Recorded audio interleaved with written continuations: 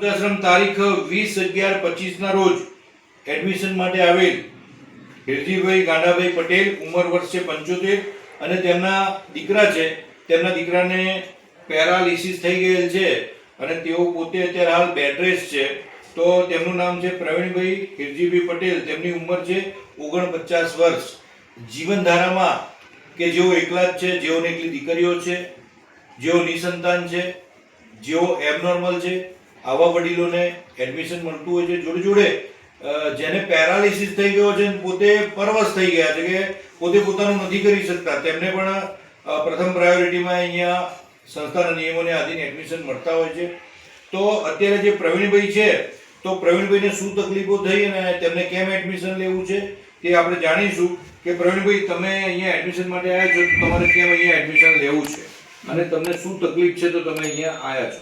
એટલે મને બિલકુલ પેરાલિસિસ જેવું થઈ ગયું છે કે ચાલી શકાતું નથી અને કોઈ કરવાવાળું નથી. અને અહીંયા બધું ફિઝિયોથેરાપી ને બધું મેં સાંભળ્યું કે સારું હોય, જમવાનું સારું, બધું કેરટેકર. અને વધારે તો મારી ચિંતા મારા પપ્પાને થાય ને એટલા માટે અહીંયા આગળ હું સ્થાયી થઈ જાઉં કમ્પ્લીટ, તો મારા પપ્પાને થઈ જાય શાંતિ.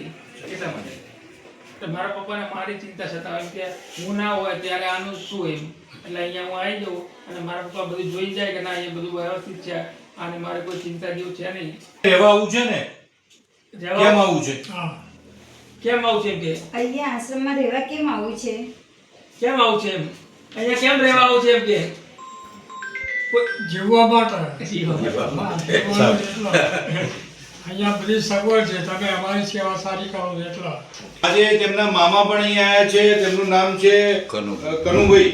તો કનુભાઈ, તમે શું કહો છો? કનુભાઈ તો શું કહેવાય, એમને વ્યવસ્થિત અહીં રહે, સગવડ સારી છે એટલે અહીં મેકવા અમે આવ્યા છીએ. તમે અવારનવાર આવતા હા, છો? અવારનવાર આવશું, ધ્યાન રાખશો. ધ્યાન રાખશું. સરસ. મિત્ર, ભાઈના મિત્ર છે અમિતભાઈ અને કુટુંબી પણ છે, તે પણ અહીંયા આવ્યા છે. તો જીવનધારામાં આજે તેમની જે પરિસ્થિતિ છે તેને ધ્યાનમાં રાખી આ એડમિશન અત્યારે હાલ અપાઈ રહ્યું છે. જે પ્રવીણભાઈ છે તેઓ પોતે બિલકુલ પરવશ છે. તેઓ પોતે નાહી ધોઈ પણ નથી શકતા, ટોયલેટ બાથરૂમ નથી જઈ શકતા. તેમને 24 કલાક મીન્સ કે અહીંયા કેરટેકરની સુવિધા છે. તેમને સ્ટેન્ડ બાયથી કેરટેકર પણ આપવામાં આવશે અને તેમના પપ્પાને તે 2 જણા અહીં રહેશે. ખાસ તો કે માતા કે પિતા ને જો આ રીતનું કોઈ સંતાન હોય કે જે સંતાન કાં તો એબનોર્મલ છે કાં તો એ પોતે પરવશ છે, તો એની ચિંતા સતત સતાવતી હોય છે કે મારા ગયા પછી આ સંતાનનું શું થશે.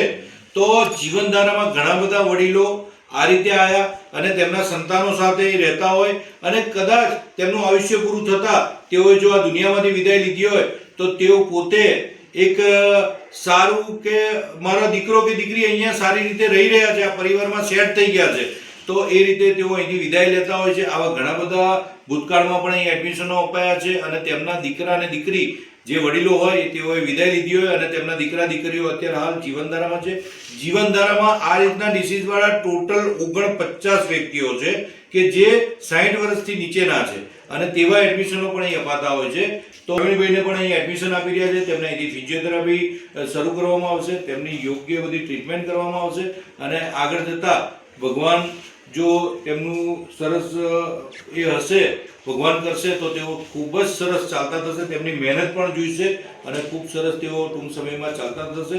આવા ઘણા બધા કેસીસમાં અમે અહીં લાયા પછી ઘણા બધાના ની રિપ્લેસમેન્ટો કરાયા છે. ઘણા બધાને અમે લાયા પછી પેરાલિસિસની જે ટ્રીટમેન્ટ છે કે ફિઝિયોથેરાપી સેન્ટરની જે ટ્રીટમેન્ટ છે તેનાથી ઘણા બધા વડીલો અહીં ચાલતા થયા છે, જરૂરિયાતમંદ ચાલતા થયા છે. તો આ જ રીતે જીવનધારા વૃદ્ધાશ્રમ પરિવારના પ્રણામ.